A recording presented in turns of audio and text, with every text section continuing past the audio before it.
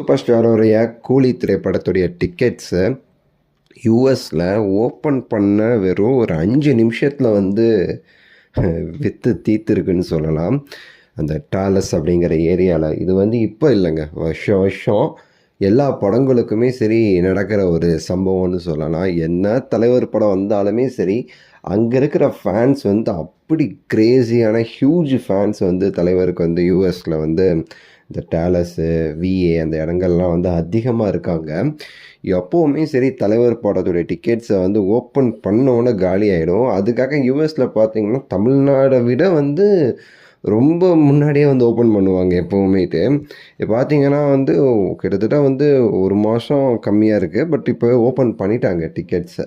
So tickets open பண்ணி வந்து ஃபில்லாக ஆரம்பிச்சிருக்கு. இப்போவே வந்து அவ்வளோ கலெக்ஷன் வந்து நடந்திருக்கு. அந்த ஒரு தேட்டரில் மட்டுமே பார்த்தீங்கன்னா 15 லட்ச ரூபா மதிப்புள்ள டிக்கெட் வந்து வெறும் 5 நிமிஷத்தில் வந்து காலி ஆயிருக்கு அப்படின்னு சொல்லிட்டு ஒரு நியூஸை அதை வீடியோ எடுத்து வர அவங்க வந்து போட்டிருந்தாங்க. அங்கே எப்படி வந்து டிக்கெட் அவங்க புக் பண்ணி எந்த மாதிரி அவங்க வந்து கொண்டாடுறாங்க அப்படின்னு சொல்லிட்டு எல்லோரும் வந்து தலைவர் டிஷர்ட் போட்டுட்டு அந்த கூலி படத்தோட டிக்கெட்டை வந்து புக் பண்ணுறத வந்து வீடியோ எடுத்து போட்டிருந்தாங்க.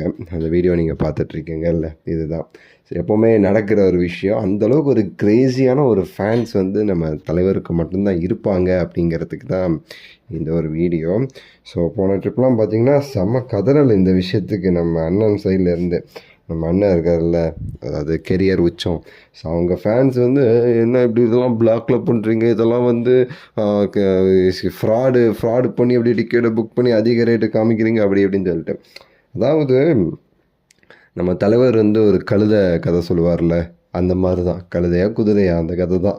ஸோ வந்து இவனுங்க வந்து இப்போ ரீசெண்டாக தான் வந்து இதுக்கே வந்துருக்காங்க, ஆட்டத்துக்கு வந்துட்டு இவனுங்க பெரிய பாக்ஸ் ஆஃபீஸ் கிங் மாதிரி வந்து நினச்சிக்கிட்டு இருக்காங்க. அவங்களுக்கு தெரிய மாட்டேங்குது அது எல்லாமே ஃபேக்காக உருவாக்கப்பட்ட ஒரு விஷயம் அண்ணனுக்கு அப்படின்னு சொல்லி அவங்களுக்கு தெரியாமல் ஒரிஜினல் ஒரு ஓஜி இருக்காது தெரியுமா, பாக்ஸ் ஆஃபீஸ் கிங்காக, அவரை போய் நோண்டுறானுங்க. இதெல்லாம் போய் ஃப்ராடுன்னு சொல்லிட்டு யாருடா நீங்கள் அப்படிங்கிற மாதிரி தான் இருந்துச்சு. அதே கதறல் இப்போவுமே ஆரம்பிச்சிருக்கு. அதுக்கு தான் நான் வந்து சொல்ல வந்தேன். உங்கள் கருத்தை சொல்லுங்கள், லைக் பண்ணுங்கள், ஷேர் பண்ணுங்கள், சப்ஸ்கிரைப் பண்ணுங்கள்.